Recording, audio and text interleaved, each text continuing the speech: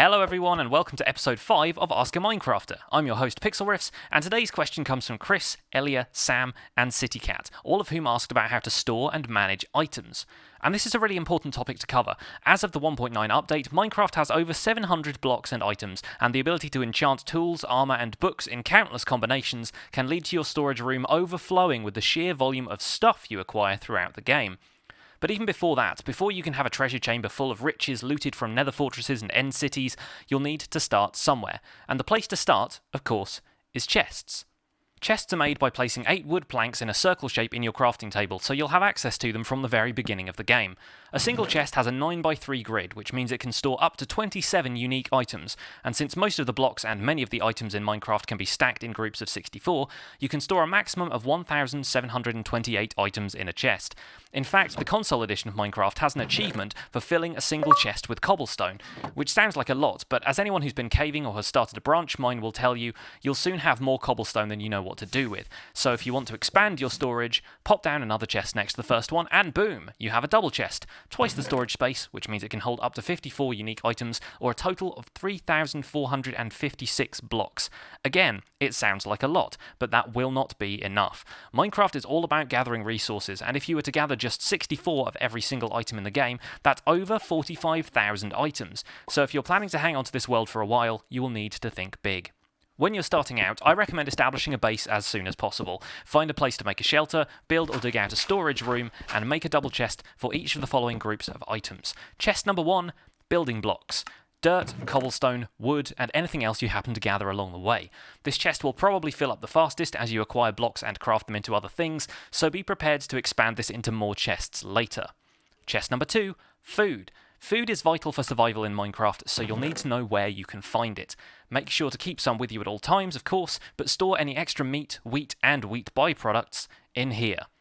Chest number 3, valuable items. This means precious resources like iron, gold, diamonds, and emeralds, but it also means any tools you don't want to keep on you, any valuable dungeon loot like horse armor and notch apples, and, of course, those enchanted books you've been saving for a rainy day. Chest number 4, mob drops. While nobody would blame you for throwing away all that rotten flesh after you emerge from the latest zombie battle, there are definitely benefits to keeping your mob drops. Bones turn into bone meal, which is great for growing crops faster. Spider eyes are useful for potions later, and spiders also drop string, which is used for fishing rods and bows and can be used to craft wool if you have a bunch of it and there aren't any convenient sheep.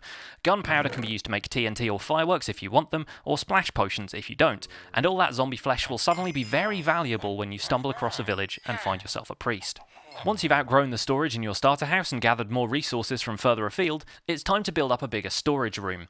By now you've probably noticed that you can't place 2 double chests next to each other. They'll stack up to the ceiling, but they can't be placed side by side. The trick to more compact storage is to use trapped chests. To make trap chests first, craft a couple of tripwire hooks using an iron ingot, a stick and a wood plank, then combine it with a chest in the crafting interface. These chests will output a redstone signal when opened, but, more importantly for us, they can be placed next to regular chests. By alternating regular chests with trap chests and stacking them 3 high, we can create enough storage space in a 5x2x3 area to hold over 50,000 blocks.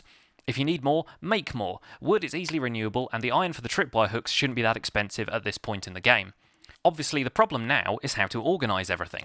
This is mostly a matter of personal preference. I like to group chests with similar materials in columns. For example, wood logs, wood planks, crafted wooden items, and leaves each have their own storage chests, one on top of the other.